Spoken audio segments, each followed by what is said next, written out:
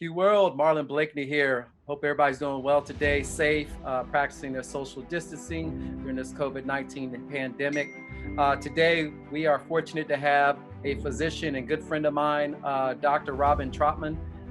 He is a specialty in infectious disease. He's been doing that for over 15 years. Very, very successful. I felt like this was the right time for him and I to join on the QWorld podcast and kind of give you guys some insight on his background and also some correlating things that are happening today. So without further ado, we'd like to welcome Dr. Trotman. How you doing? Hey, good, thanks. This is a nice break in the middle of the day of 6 weeks of doing the same thing with this preparedness. Right. I know it's tough, man, challenging times. And, I'm just glad that you're taking the time. I know you're busy. So I just like to let everybody know, like, the sacrifices that you're doing for the community and for everyone involved. We really appreciate it, putting yourself out there in harm's way. So thank you for what you're doing and your time and efforts for your community. We appreciate it. Yeah, you're welcome. Thanks. Yep. What I would like to start with, you don't mind, just tell everybody a little bit about where you're from and kind of, what sparked you from a child to actually going into the medicine field. Yeah, so I hadn't really thought of a script for this. So the long and short is I grew up in Texas, thought I was going to play baseball, played sports, got hurt my senior year, went to University of Texas with all my friends and tried to play baseball, tried to do all the things you want to do and plus do pre-med and do a microbiology degree and wasn't really able to manage all of those moving pieces. And so went along through college, had that biology degree and then knew I wanted to go to medical school, but at the time, the grades didn't support it and the MCAT didn't support it. And it was a hard time to get into school then. Well, as far as not to interrupt you, but as far as the sports aspect of it, I think it's very important for people to know, like the challenges you had with trying to play baseball and go to school. Can you talk a little bit more about that? Yeah, some people, this is one thing that I tell people all the time. It's a gifted person who can go to a college, play NCAA sports and make A's and have a normal life. Right. Like the ability to do that and is a big deal. And that was a challenge for me. And, you go from being top in your high school class to walking into an organic chemistry class with 500 people and they tell you only 50 people are going to get an A. You look around and you go, oh no. So that was a rude awakening for a lot of us who had didn't breeze through high school, but it wasn't that difficult. I had supportive parents and didn't have big struggles growing up or anything like that. And then suddenly you're in a class with a bunch of people that are as smarter and willing to work harder. That was the key. Right. People that were willing to be in the library on Friday night, which exactly that wasn't a compromise many of us were willing to do. Right.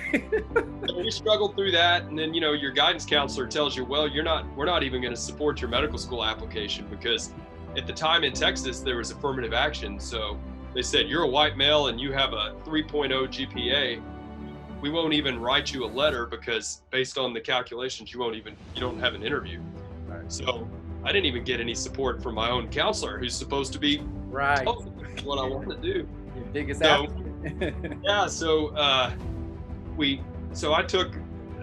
it took another year and a half and took classes, did research, got the grades up and had a job and was working, doing computer stuff in Austin at the time. And, then you start applying, and then you have to pay money to travel to get into, you have to pay money for your applications. And finally you get a spot and you just sink in and write your check and start borrowing money. So yeah, exactly. So you start borrowing money for your medical school and then you finish 4 years later and you have, $200,000 in debt. And so you can see what informs people's decisions. So I originally thought I was going to be an orthopedic or do sports medicine. I thought I was going to do family practice sports medicine. I had a mentor that had done that and was actually the USA judo team doctor. And oh wow, that's what I want to do. And so it's kind of following his trails. Was that from just having a sports background like baseball that made you follow? Yeah, right. I mean, we all that would be the dream job is kind of as a has-been or would have, I probably wasn't a has-been. I was a would have been athlete, I guess. That it would have been fun to be able to blend those two. And then I did rotations and had experiences in doing that. And it didn't light my fire as much as more medicine. I liked surgery. I thought maybe I'd be an orthopedist. So I pursued that a little bit. And then didn't know what I wanted to do. So if you don't know what you want to do, you do something general like internal medicine. Right. That's how I ended up in Missouri here. Do you believe like your sports background has a lot to do with that? Because let me lead in with this. Like, I don't know if you guys noticed, but when I met Dr. Trotman, this guy was running I mean, I can run. I played football, I'm fast, but you're running on the track like competitively, like running with the high school, college track teams, like running 400s intervals and all this different stuff. And I think, does that correlate to your drive to be successful and your passion for what you're doing? I use that analogy a lot. I'm glad you brought that up, because there's a couple things that you hear that you see consistent with high functioning people. And I'm not putting myself in a high functioning category, but you hear people talk about this notion of suffering. And there is something to suffering, and sports are sort of the great equalizer of suffering, right? It's a safe way to do it in a productive means with an endpoint. And so I love the notion of suffering, and whether it's on the track at 5 a.m. or whether it's sitting in the library at 8 o'clock on a Friday night when your friends are at a football game. I think that the notion of being able to suffer, sit, and the other thing that I come back to is, if you've gone through the process of what you've done, of trying to drop a 40 time or trying to express a certain amount or learn some sort of skill, then you understand the return on investment and you can see a process ahead. If you've struggled and suffered and succeeded in whatever it is, especially sports, you can see that at the end and you can see this process. I mean, that if you do, and we've worked out before, if you do bench press 3 days a week, right, eventually it's going to get stronger. You're going to tax the system and stress it. And I think that continuum and being able to see that, you can translate that into a lot of things. Right. Whether, for me, it took me extra studying. I mean, some guys, we have some mutual friends. I guarantee if they did the same amount of work I did in med school, they would have better grades than I would. I'm aware of this. Right. And I know athletes who could train less than me and would still accomplish more athletically.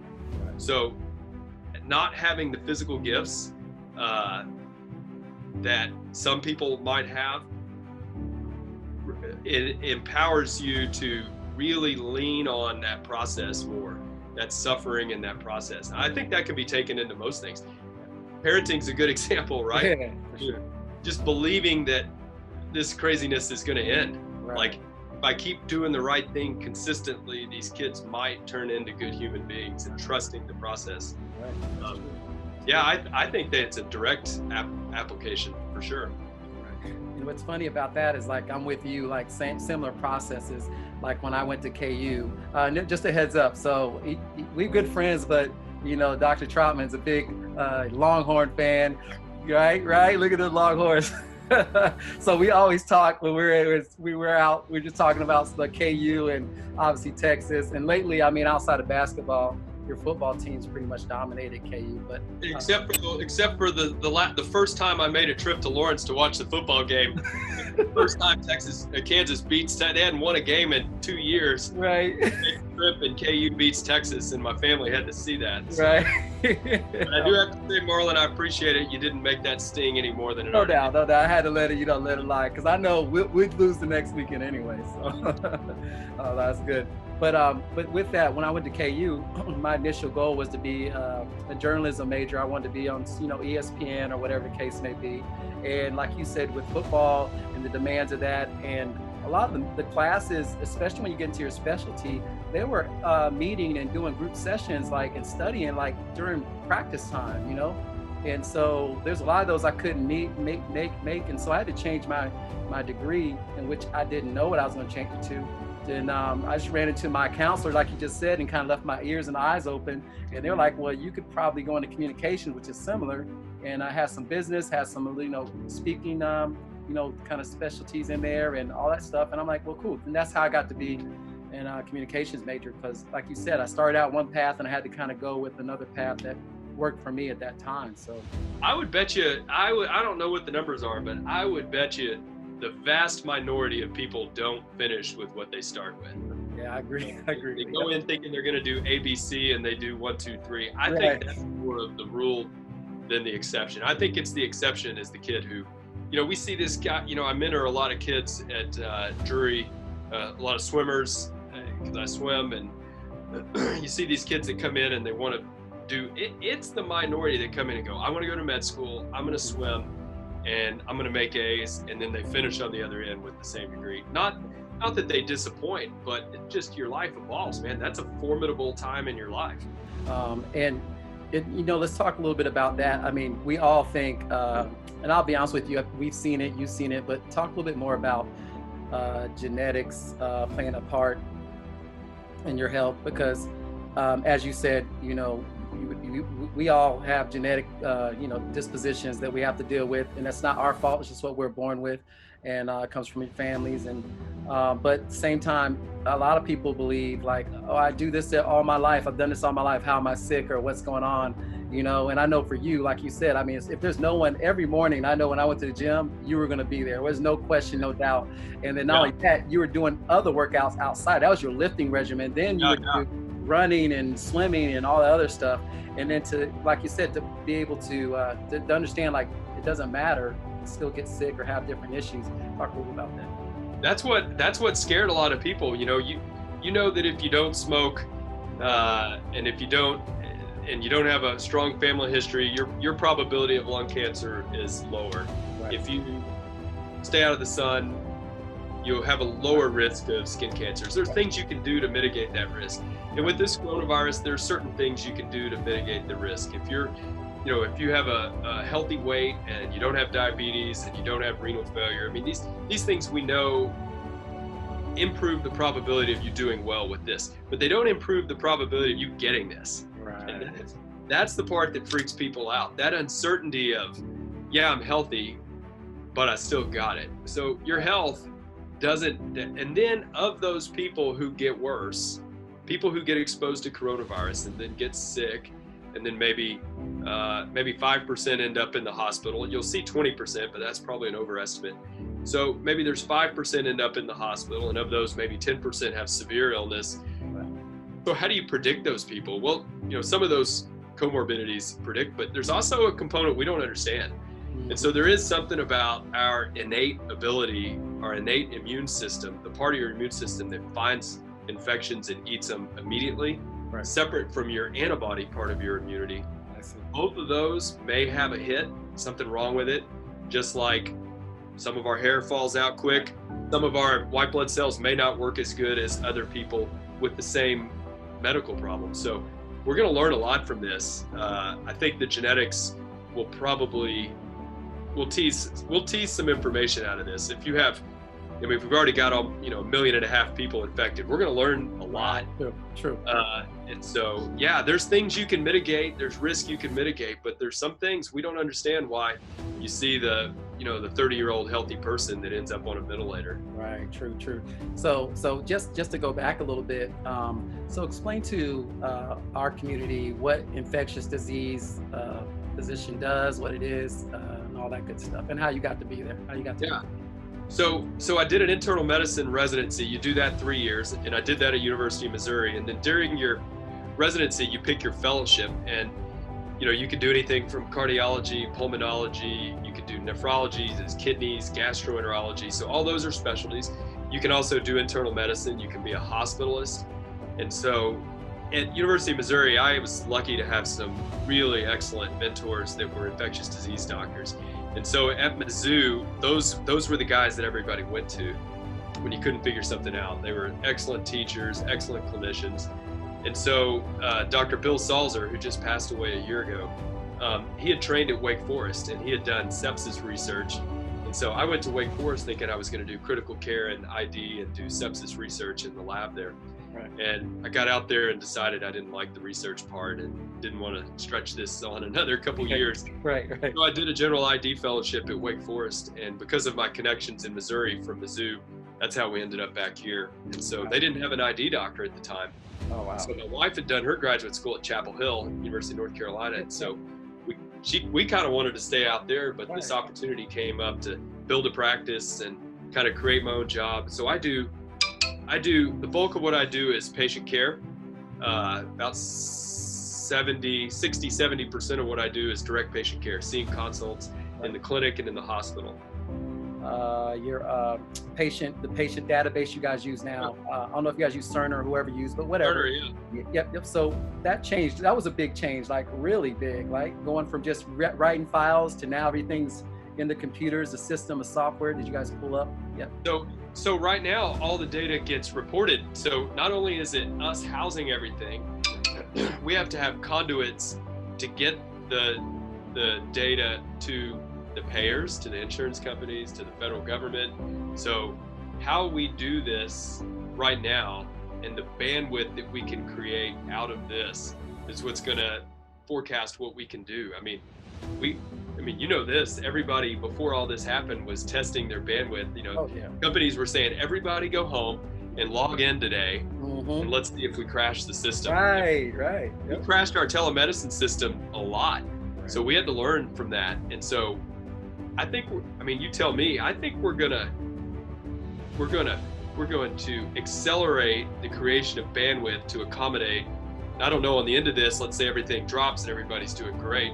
Do we have this empty pipeline of bandwidth and iPads in every clinic now that we don't need, or do we actually adapt to that new technology? I don't know. What do you think? Yeah. I think we adapt to the new technology, and I think because of this, it's driving companies to create better software and better applications that can work, on more on a private, because that's very important. HIPAA violates, so they're going to build more of a secure system so that we can actually work through that. I think also what's going to be cool is, and this is what I'm pushing for, like I think the demand for people and physicians with your experience to be more seen. It's just, I think you're busy, already busy. I know you're busy as heck already every day, but I think it's so advantageous for, I think depending on our government or depending on some entity that has never seen this, to talk to you and your community from DC or wherever they are, it's kind of, what I'm saying, it just doesn't even feel right. I don't care how much of an expert they are. I'd want to hear from my physicians in my community that are living with me right now. So I think what I'm working to present to a lot of clinics and hospitals is a way that we can do stuff physically, maybe through Facebook or whatever, but once a week have someone from a different specialties get on and talk about their world and what they're seeing in our community, how it's affecting them, what they suggest, right? And I think it'll impact and make it easier for everybody to adapt and move forward. So that's something. Don't you think this pandemic and all of the uncertainty and fear in people is going to accelerate that demand? Right. Like, people are begging for content. When Cox does a video and puts it online of me talking for 10 minutes about coronavirus, we'll get 60, 70,000 views on that. That's what I'm saying. And our marketing people are like, we don't usually get that we don't get that many drops for things most of the time. So I think you're right. I think it'll highlight, and it'll also highlight that it's not that onerous on my part. No. It's not that onerous on my part to meet with they make me look a lot better. Yeah. I say stuff, they take it out. They're pros. These are TV people. Yeah. And they bump it up, and it looks good, and I think people appreciate it. Yeah. We're doing these town hall forums on news. I've done them the last 3 weeks, and they said they're getting great response. Like, people want to hear from their public health people, the doctor people, the unemployment people. Yep. I bet you're right. I bet you something comes out of this. Yeah, it'll be good. Now let's move into this COVID talk, COVID-19. As you are, like I said, in the as we'd say in football, the trenches of this right now, battling every day. Talk a little bit about the basics of it and how you feel it came about and the infection rates that you believe it can have. Yeah, so that could be anywhere from a 6-hour course to a 30-second quick chat. But the long and short is, this isn't really a new thing. This is not a new, while it is a new virus, it's not a new concept. We've dealt with these novel coronaviruses, which is a respiratory virus. We've seen it with SARS, we've seen it with MERS. The distinguishing feature of this virus, which probably dropped out of an animal host, so viruses are known, you've heard of swine flu, bird flu. Right. It's not uncommon, MERS was from camels, and so it's not uncommon for animals to cross species and then evolve. And so that's probably what we're dealing with. Probably not a Chinese government bioterrorism agent that they, this makes sense. We've got experience with this. This isn't a new thing to happen in social phenomena. What is new is that our immune systems are pretty naive to this.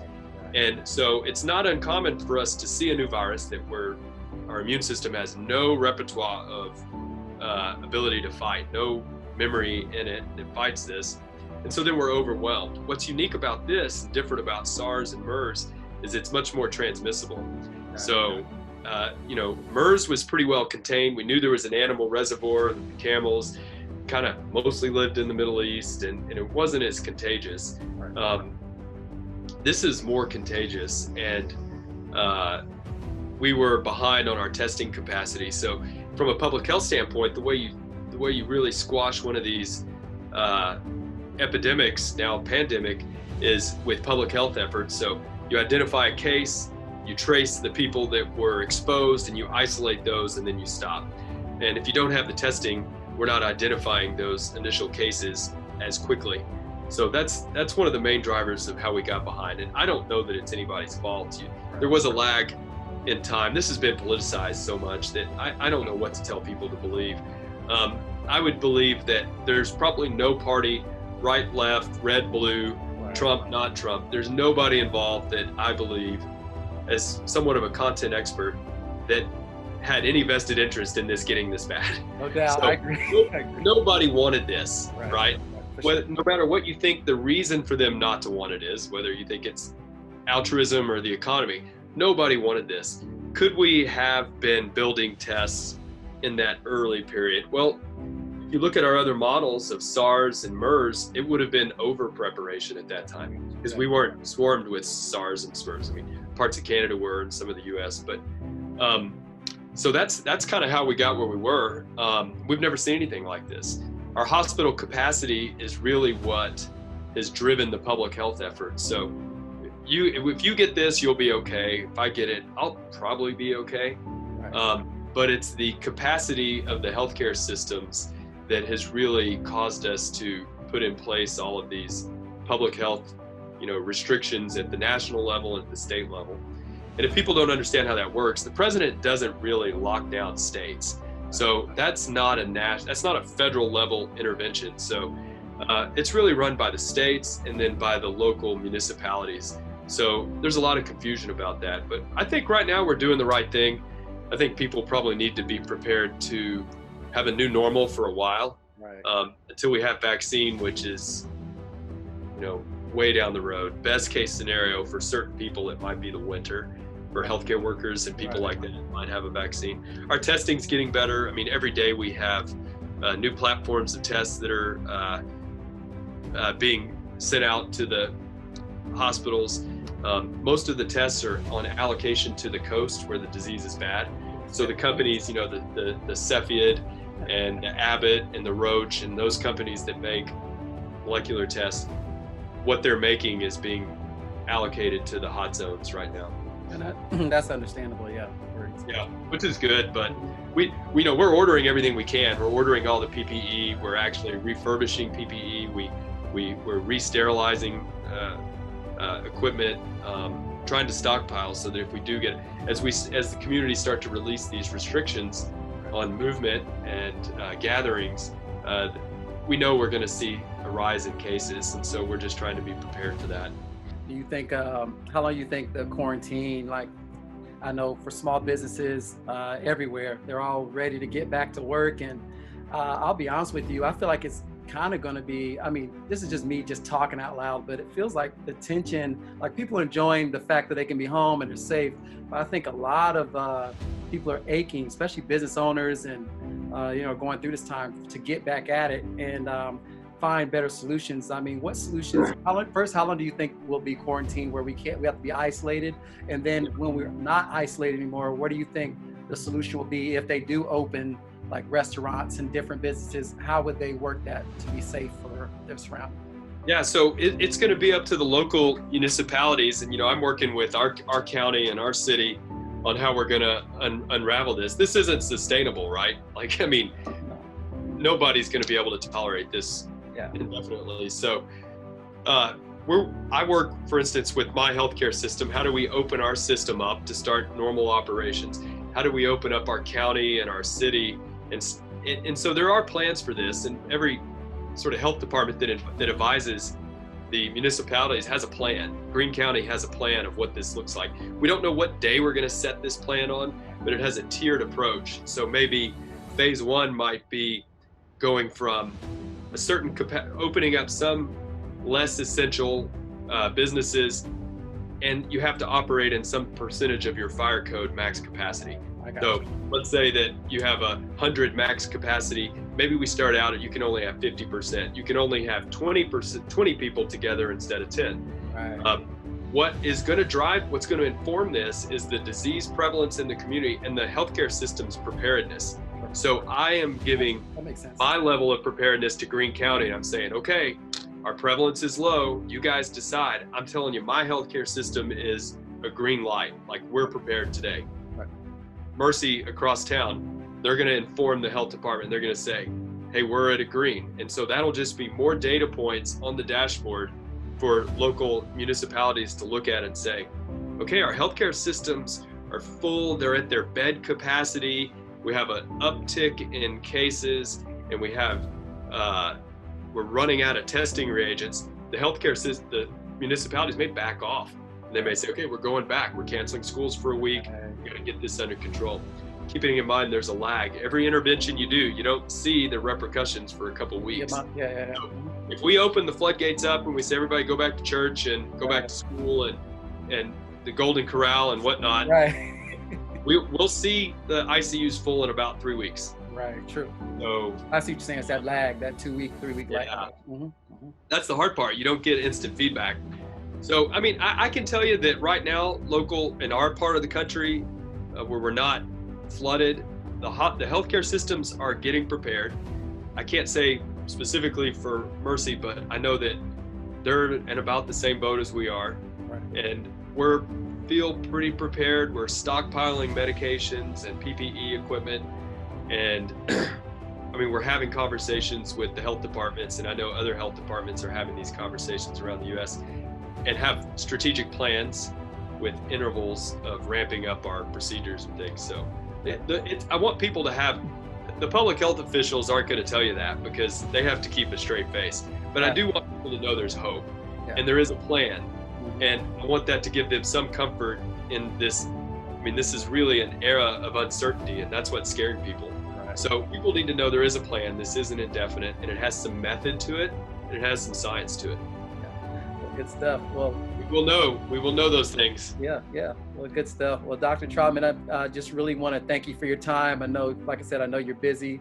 I think QWorld appreciates, our community appreciates what you're doing. And this information has been, I mean, priceless. So, okay, good. I hope you have a good week. And I look forward to catching up with you sometime when we be safe. be safe.